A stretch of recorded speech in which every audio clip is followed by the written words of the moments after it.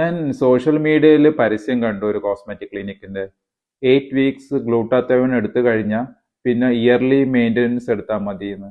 അത് ശരിയാണോ? അത് ശരിയല്ല. ഗ്ലൂട്ടാത്തയോൺ ഐഡിയലി പറയുന്നത് നമുക്ക് എത്ര കാലമാണോ നമ്മൾ യൂസ് ചെയ്യുന്നത് അത്രയുമാണ് അതിന്റെ റിസൾട്ട്. ഇപ്പൊ നമ്മൾ ഗ്ലൂട്ടാത്തയോൺ യൂസ് ചെയ്തിട്ട് ഒരു 1 മന്ത് കൊണ്ട് അത് സ്റ്റോപ്പ് ചെയ്ത് കഴിഞ്ഞാൽ പിന്നെ അതിന്റെ റിസൾട്ട് ഗ്രാജുവലി കുറയും.